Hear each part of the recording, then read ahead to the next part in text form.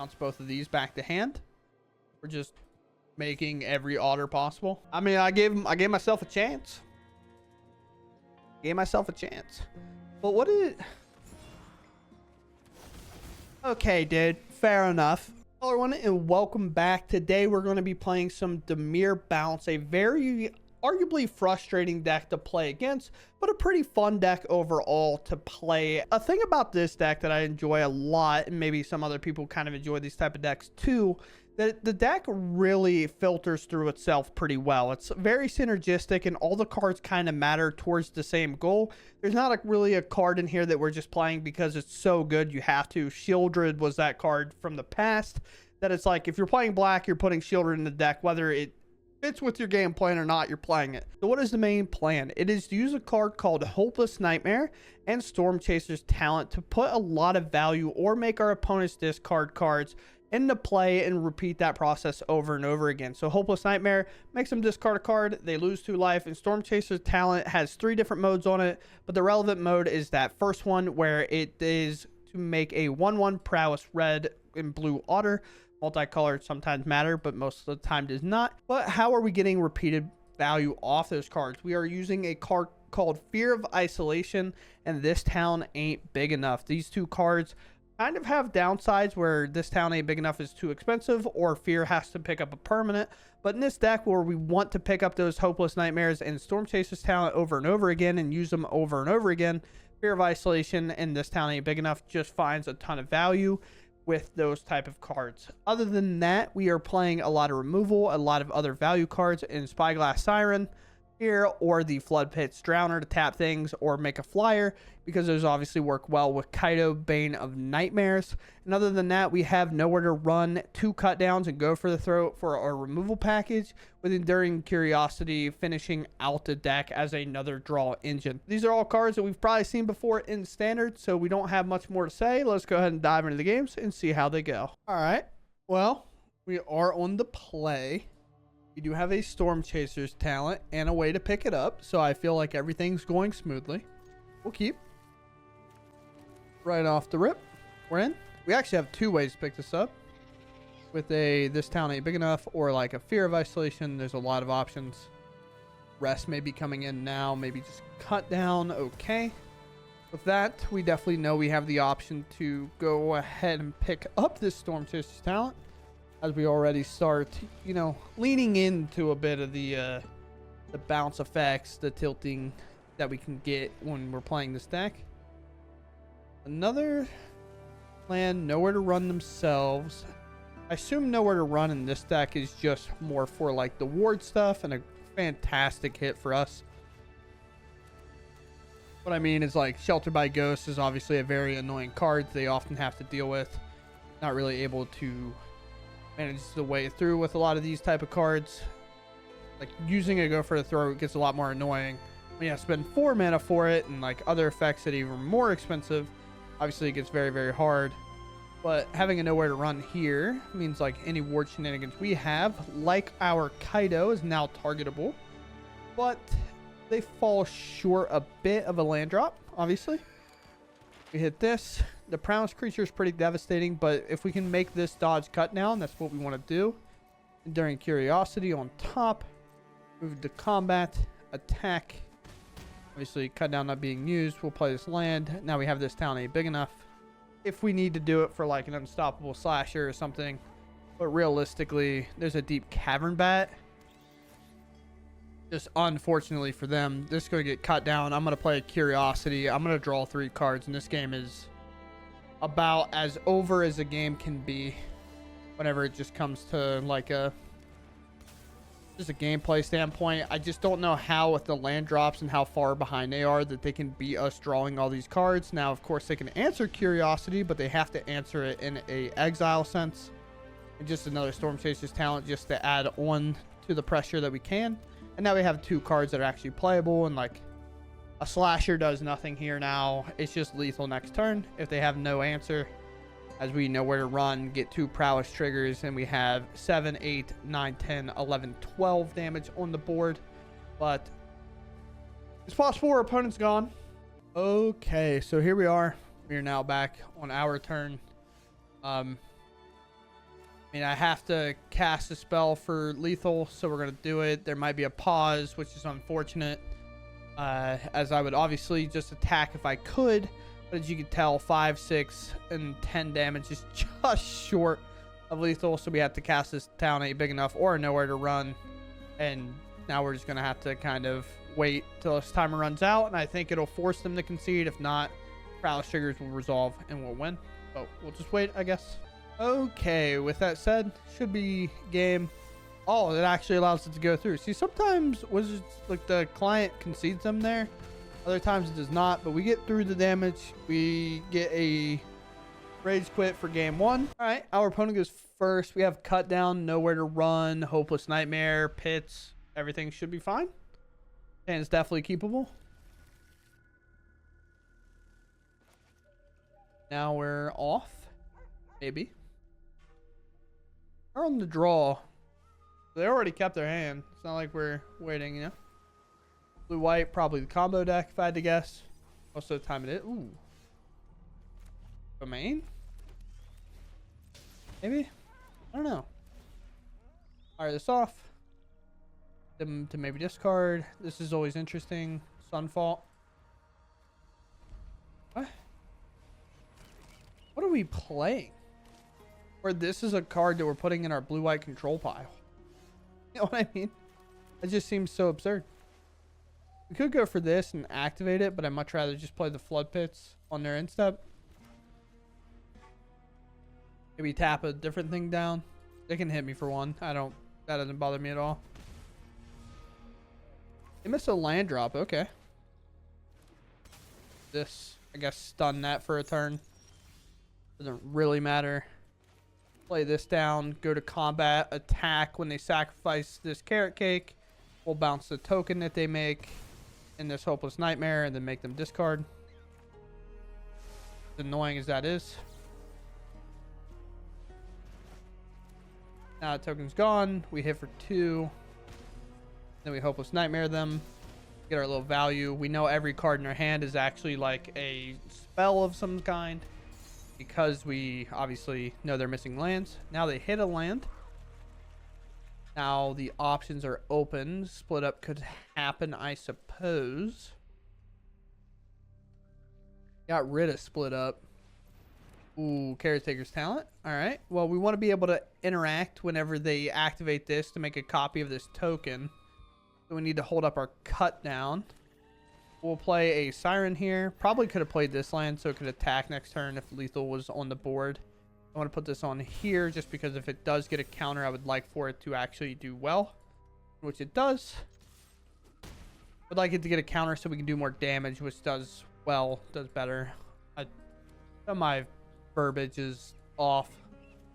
It's like one of the problems of talking Magic all day. All right, they played what I would assume is a very interesting card to be playing in this deck.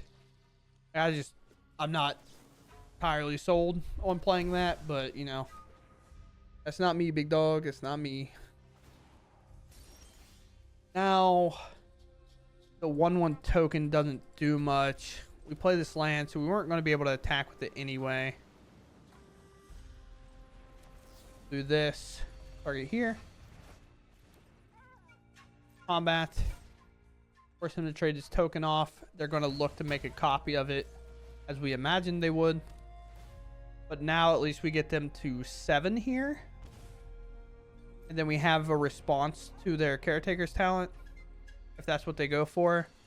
And we also have a land that can come up and attack. They play a second Caretaker's Talent. Okay. So now we get to even more. Okay. It's going to be a draw 2. Definitely tough. There's not a whole lot we can do about it. Just need to miss land and no interaction. Or at worst case, like a tap land. Or best case, I guess, a tap land. Alright, that triggers. We do nowhere to run. Just target this paralysis creature. What feels like obvious reasons. There's a Stormchaser's Talent, but I don't think that's good enough. We just force them to block one of these. Attack. Obviously, they have to block one. And then now just another Hopeless Nightmare somewhere along the way is lethal. We only play 3 right now because it is a card that once you kind of repetitively use over and over again, if you're not facing a Caretaker's Talent deck or an Unholy Annex deck, you just like don't really need that many Hopeless Nightmares. Whereas like playing 4 and they get a bit redundant, and without like playing the Eerie card that draws those extra cards, it's like one of the awkward cards to have too many of. But I mean, we used it 4 times. We only needed 1, so it's pretty cool. But we move on. All right, we get to go first. No discard effect, but Stormchaser's talent is obviously annoying enough for most people, so we'll keep. I personally like this card a lot. I think it's a very cool card, very good card. Obviously, a deck like mine has made it a very annoying card, but I think like it's a pretty balanced card in general. It's just obviously here a little annoying. Hey, look, I'm gonna taste my own medicine, which is fine, perfectly fine.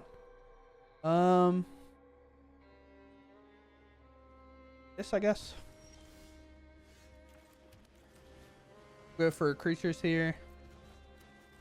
Maybe should have kept the land. I'm not entirely sure in a spot like that. Every card in my hand is castable. This town is definitely what we get rid of again if there's another Hopeless Nightmare.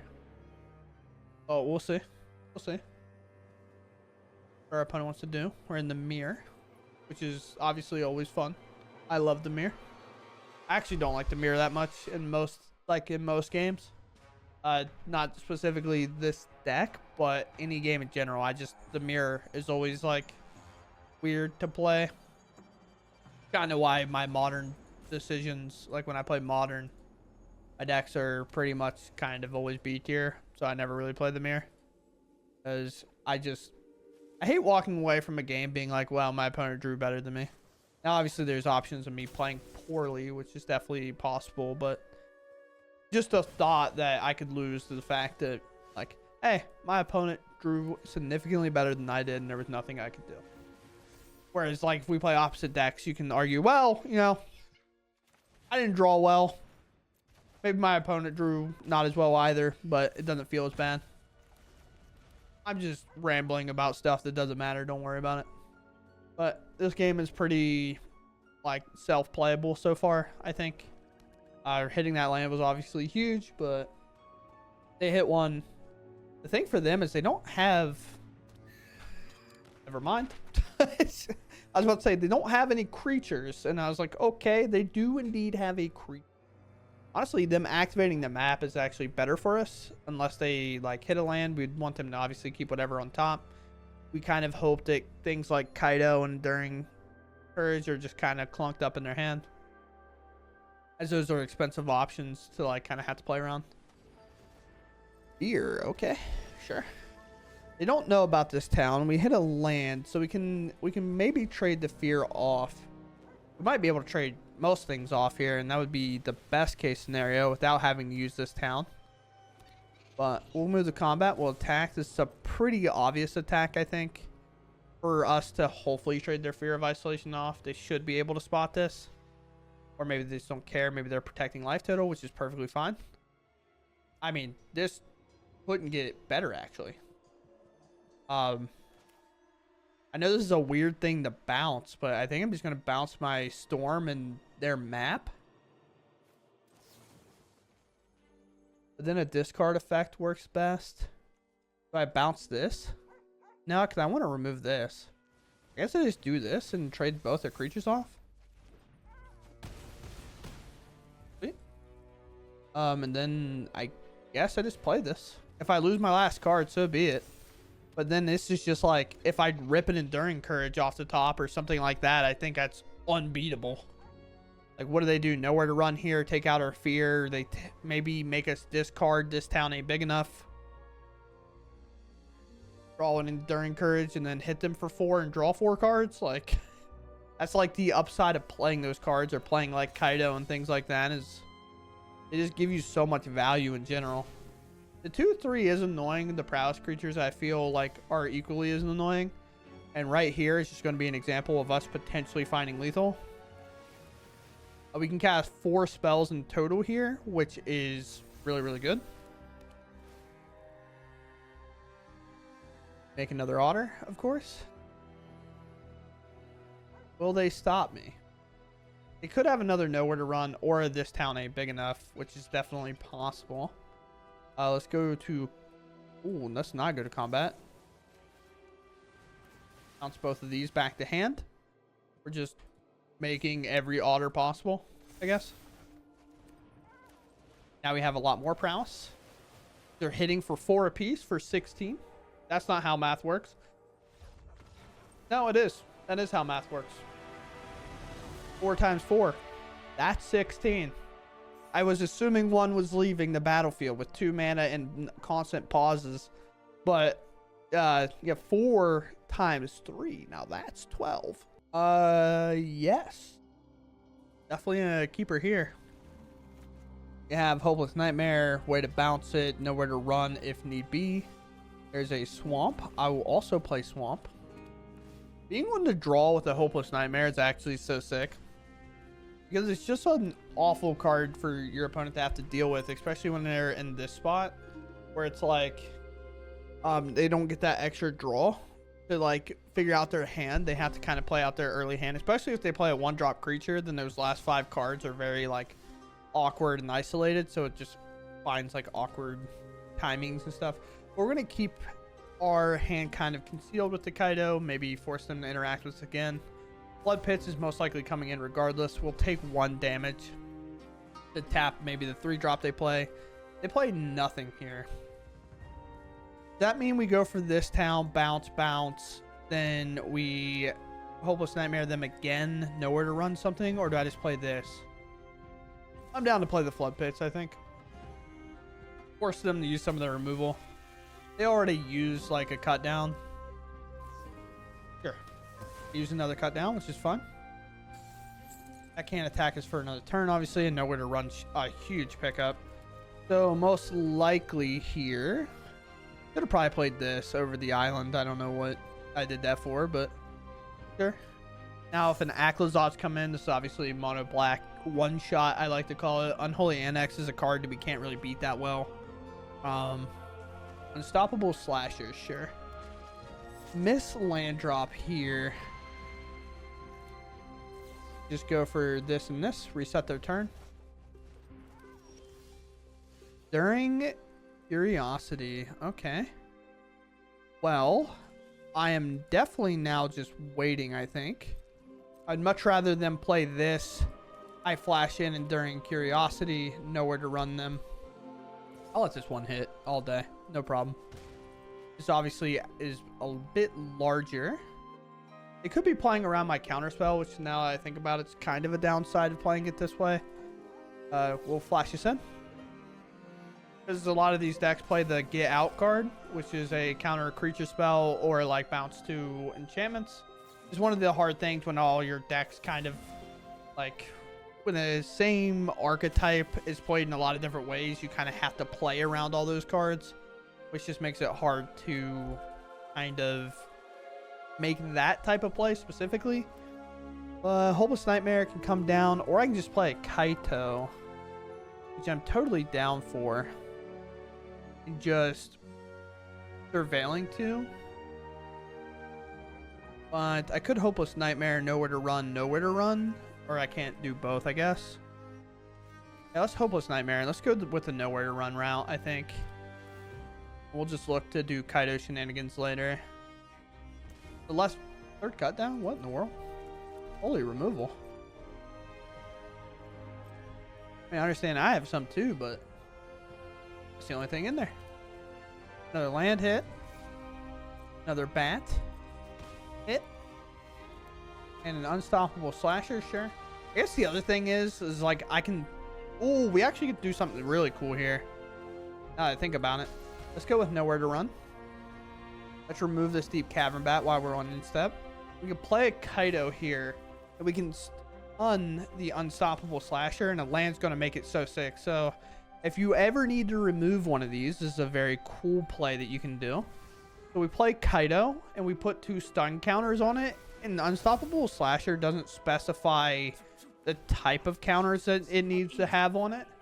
So the stun counters are actually, like, they're not the counters that it wants, right? But I mean, I guess it puts stun counters on it, so like, yeah. But say we put a +1/+1 counter on it. This actually works and to make it go away permanently, so we get to use Kaito there to like clear off the board, which is super cool. Deep Camera Bat, obviously not the greatest card of all time here. It just so happened that, of course, like the stun counters is the same thing, right? Let's go for Fear. Let's go for Hopeless Nightmare. I don't really care if they have a Steep Cavern Bat, to be honest with you. I'd much rather put more creatures in, take this last card if I can, or just do some amount of damage. They go with an Anoint, sure. Now let's Travail 2. They lost life already, so I'd much rather do this now. Go with this. Go to combat. We attack. I know block. Get a free draw as well. Go for cut down after we pick up our Hopeless Nightmare again. And now we have cut down to take this away. And just like that, we round the game out. We're going to get punished for this, but I'm going to... We have a lot of blue cards in our deck, but I'm going to keep... As popular as our own deck that we're currently playing is kind of hard to not want to keep this whenever we can obviously get discarded pretty easily. But we see a black red land come in. Probably a sacrifice deck of some kind. Sometimes it's Delirium, sometimes it's Reanimator. There's like a lot of options this deck could be. But we'll see. Was Nightmare, honestly. Yep, it's Reanimator. Okay. Oh, yeah. We are cooked, team. I'm not going to lie to you. We'll attack. Hitting a lot of lands in a row, but that's okay for now anyway. Pick this back up. We play our Fear. Everything's going okay so far until they cast a cool little card called Zombify. They bring out this Carnosaur while also answering our 2/3. Or they bring out a Valgavoth or an Atraxa. Okay. We are losing this game, and there's not a whole lot we can do to stop them. Yeah. Yeah. We are cooked. I think the pause right now, by the way, is the Bitter Reunion. So we're going to activate here. I'm not playing around this at all. They have a cut down. I mean, it's a non-land card, so I guess we keep it, right? You have Go for the Throats to answer stuff, especially if the kind of Carnosaur is not that good. And now our creature is too large for a Carnosaur to do anything. But the only problem is I can't really beat an Atraxa. Don't tell my opponent that. Who told him? Huh? Who told him? Who told him that I couldn't beat an Atraxa, huh? Look at that. How do I beat this? How do I beat... Grab a Valgavoth, grab this, grab 8 other cards, and then discard the hand size and put it in the graveyard for free, huh? Who did this? Who told him to play this deck? They get to discard like 4 cards for free. Now, obviously, they're all going to be the good ones. Yeah, so they get to play this. Get to do this. Return creature card from a graveyard to the battlefield, and if a gift wasn't promised, and the legendary create a token that's a copy of that creature, except it's a 1/1. Yeah, how... Okay, I saw this. I was like, there's no way, right? Now, we get to play around the ward cost, at least, because we do have nowhere to run. But we still can't beat the Valgavoth. That's the problem. I guess I just have to hit them for as much as I can. I don't know, dude. I'll mill you for more. It doesn't even matter. I target you. If they have another zombie fight, they can even bring it back, which is the other hard part. I guess the out is they reanimate it with the 5-mana card, and then I draw this town ain't big enough, and I play nowhere to run. I still feel like I'm bringing out Valgavoth. There's just a flyer in play. And that flyer still stays in play. Am I crazy? Never mind. They hit a Zombify, luckily enough. So now it doesn't matter. But I still stick with my plan, though. I'm still big, like, should have brought out a Valgavoth and then made a copy, because I think it turns legendary off, right? Or if exactly how's that read? It doesn't matter. Our opponent won. They can sit there.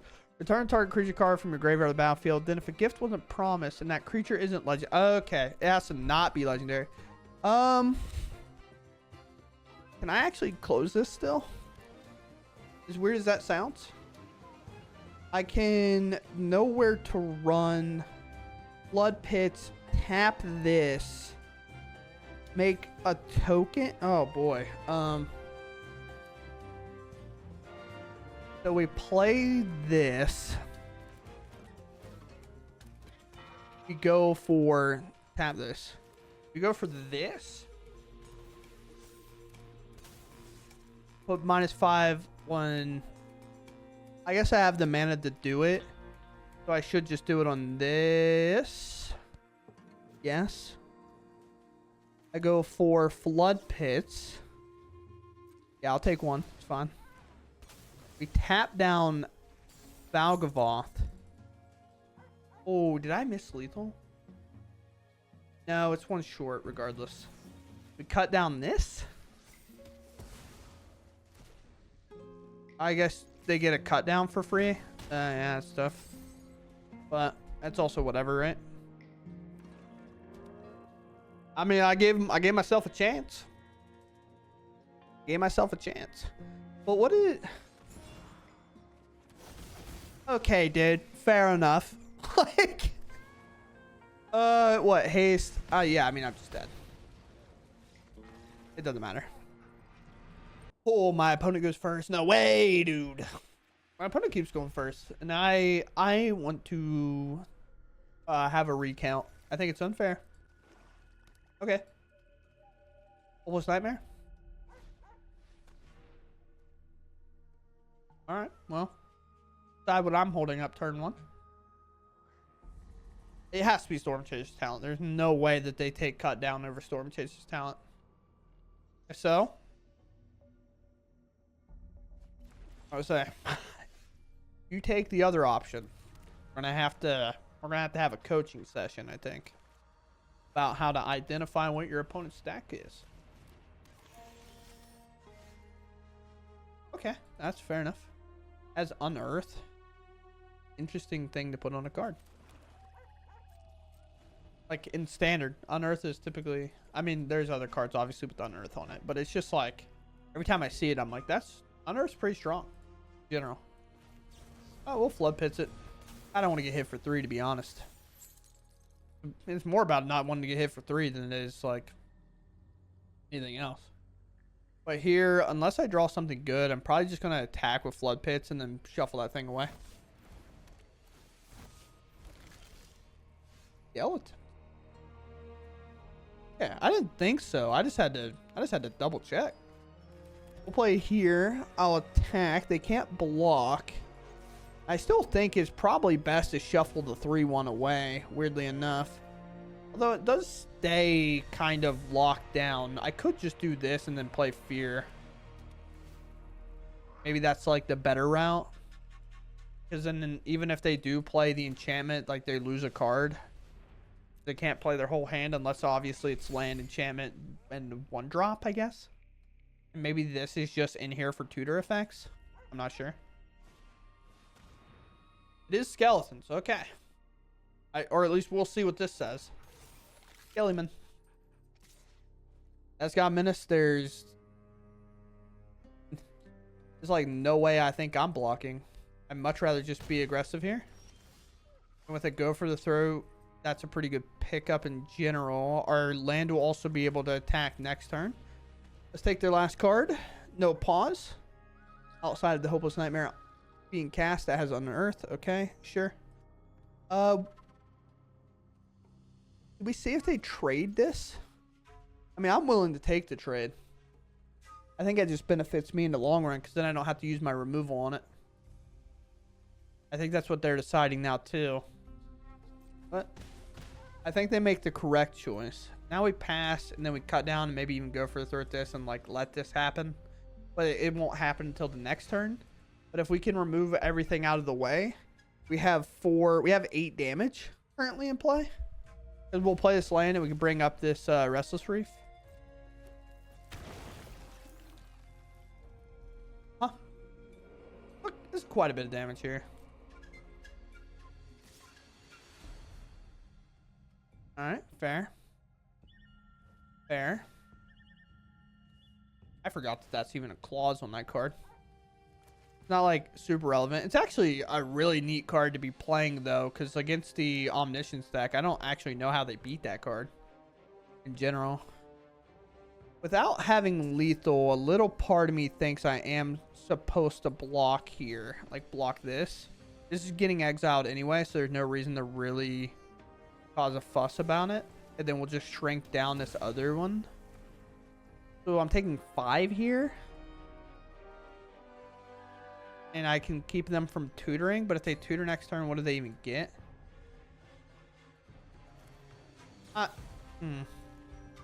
Maybe our life total will actually matter. I'm not sure. Obviously, letting them tutor sucks, but it is what it is. But if they tutor and attack next turn, like I just don't think they have enough to keep it. Why is my hair doing this? It's making me so upset. I say your case does not pop until your end step, and then you can't do it on this turn. So they have nothing else to do. Okay. As you see, now it leveled up, but they can't do it until the following turn. Okay. So it doesn't matter if I play this. We'll bring this up. I will attack them. Killing them feels weird. Of course. Of course. But they now, if they want to tutor, they have to find something good enough. I'm not sure it's there. And if it's just double bring these up, this wins. If it's activate this, play a thing, and it doesn't block, this wins. Like, there's a lot of scenarios in which just this land alone wins. So we'll see. One of the weird things, they could have cracked this, found a demolition field, and then blew up my land, but then there's still the problem of the 2/3 that's hitting you every turn. So you kind of have like, you have to grab a catch-all card here. X command would be fine-ish. We don't have a permanent in play. Give it like lifelink next turn. So you'd have to, I don't know. I don't know what the tutor is. Obviously, they know their deck better than mine. Shieldred's good. Shieldred's really good here. Now, is this skeleton deck playing Shieldred? No idea. I made a fart noise with my mouth. For anybody headphone listener, you're just gonna have to deal with that. I don't know what else they could get. I think that's what they're trying to figure out right now. And this is any card, so I won't know what the card is, which is a little tough. Timeout used, I think, reasonably used here. I don't think they left. I think they're trying to decide. It's a tough spot, so we'll give them time. All right. As I say, we give them time. They choose. But they kind of had to. If this timer ran out, I don't know if it auto picks for them. Okay. Did they just grab a go for the throat? Because again, my land wins, right? And now, obviously, I also have a Verge. So, it's a little tough. If I do draw a Hopeless Nightmare, I get to bring up the land. So I actually win regardless of what they do here. Combat. Attack. I'm playing around go for the third, by the way. So this land, this pickup is actually incredibly good. So now we do this, we Hopeless Nightmare, pick it back up, and then Hopeless Nightmare them again. So very cool way to play around the counter spell or removal spell. We use our this town ain't big enough to act as a counter spell against their removal spell that they obviously had to go get. They said good game. I think that was kind of I think it was a little bit of a cheesy good game, you know, to be like, oh yeah, bring up that land, attack me. But I still think we win. Like, I don't know. But this town obviously cleans it up pretty easy. And I guess we'll call it there. Very cool. Anybody that's still here, deck's good. What can we say? The deck's very, very good. It's kind of hard to like argue against the deck that's put up a lot of results. Now, the only reason I kind of like have a weird feeling when it comes to this deck, because I do find it very frustrating and I understand how people can be tilted playing against this. But my problem is we've been playing this deck kind of for like 4 or 5 months now. Maybe not that long, obviously, but like before it started popping off in tournaments with the Esper bounce and whatnot, like I'd been playing Esper bounce, like kind of doing it myself, and then it does well in a tournament. Now everybody's playing it. Not saying I was the sole creator, because I was not. I found kind of a list to go off of with Dimir, and then I kind of went into an Esper version, and then I kind of played Dimir a bit more, really focusing around, I think it's what, Eerie is the mechanic, which led me here. So I was playing Entity Tracker over like Kaito and stuff, and not really playing this. And I was really into playing this. As you can go through my channel, you can see it a while ago. But since then, better players than me have figured out, hey, these two cards are really hard to beat. Maybe we should just put them in any blue-black deck that we have, and that's just good enough. I think that's the problem. It's like, yes, this is annoying, and yes, this can win, as we saw. But I think the possibility of being able to like flash in a Curiosity and a Kaito just makes this deck so much like harder to play against, because as soon as you think you have them, they flash in one of these, start drawing cards and doing stuff, and having a hexproof creature that just so happens to outgrow your nowhere to run, or just starts out bigger than your nowhere to run can deal with. And then if they plus on it, it just becomes bigger and bigger, and then there's literally nothing you can do. And it's just so hard to beat in general. But yeah, the deck's super sweet. I do think the deck's really good. I do think my biggest like round of applause for the deck that I actually enjoy, and I do think it's an incredibly good thing for standard in general, is if we want to talk about rares and mythics, I think this is about as reasonable as you can get. Obviously our lands are like kind of where some of the kind of rares and pricey stuff comes from, but lands are always, I always advise building lands because you can always substitute cards. But in this spot right here, like say you don't have all the rares, just cut this. Just cut one. Play the guy that we just looked at. I'm now going to look up again. But, oh, you only have 2 of these? Well, play an Entity Tracker, you know? You can always find, like, a substitution for these cards. And, like, Kaito's is Mythics. If you don't really have them, just play 2. Play the 4th Hopeless Nightmare. It's not going to make... In best of 1, it's weird, but it's not going to make all the difference in the world having every single copy of a card.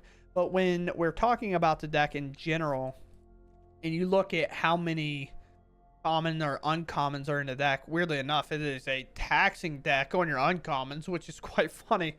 But I mean, we have 10, 14, 18, 22, 23 uncommons and 3 commons. So we have 26 common uncommons, if you want to say it that way, in our kind of creature base spot. And then we have 7 rares and 3 mythics. Like, this is a very competitive budget deck, if there is to be one.